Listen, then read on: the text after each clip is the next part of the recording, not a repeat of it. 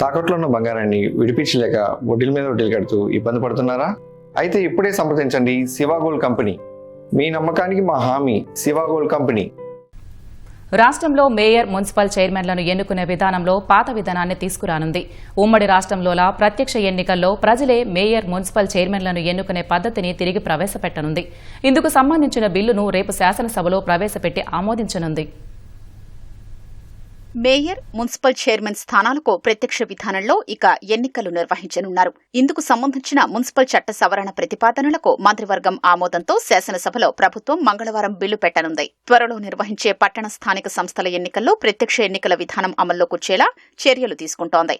2005కు ముందు వరకు ఉమ్మడి రాష్ట్రంలో పట్టణ స్థానిక సంస్థల ఎన్నికల్లో మేయర్, మున్సిపల్ చైర్మన్లను ప్రత్యక్ష విధానంలోనే ఓటర్లు ఎన్నుకునేవారు.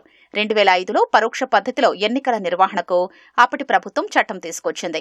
ఎన్నికైన కార్పొరేటర్లు వారిలో ఒకరిని మేయర్గా, మున్సిపల్, నగర పంచాయతీల్లో కౌన్సిలర్లు వారిలో ఒకరిని మున్సిపల్ చైర్మన్గా ఎన్నుకుంటున్నారు. ఈ విధానం లోపభూయిష్టంగా ఉందని నీతి ఆయోగ్ ఇటీవల రాష్ట్రాలకు నివేదించింది.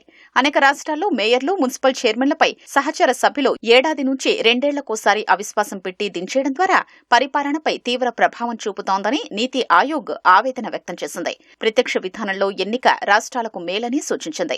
అప్పటికే ఇదే అభిప్రాయంతో ఉన్న కూటమి ప్రభుత్వం త్వరలో నిర్వహించే పట్టణ స్థానిక సంస్థల ఎన్నికల్లో మేయర్, చైర్మన్ స్థానాలకు ప్రత్యక్ష ఎన్నికల విధానాన్ని తీసుకురావాలని నిర్ణయించింది. సీఎం చంద్రబాబు ఇటీవల ఎమ్మెల్యేల అభిప్రాయాలు సేకరించారు. ఇందుకు చట్ట సవరణ తప్పనిసరి కావడంతో మంగళవారం ఉదయం మంత్రివర్గ సమావేశంలో ఇందుకు సంబంధించిన ప్రతిపాదనలకు ఆమోదం తీసుకుని అదే రోజు శాసనసభలో బిల్లు పెట్టాలని నిర్ణయించారు. దీంతో అక్టోబర్లో నిర్వహించాలని ప్రభుత్వం భావిస్తున్న 123 పుర, నగరపాలిక సంస్థల్లో, నగర పంచాయతీల్లో మేయర్, మున్సిపల్ చైర్మన్లను ప్రజలు ప్రత్యక్ష పద్ధతిలో ఎన్నుకోనున్నారు.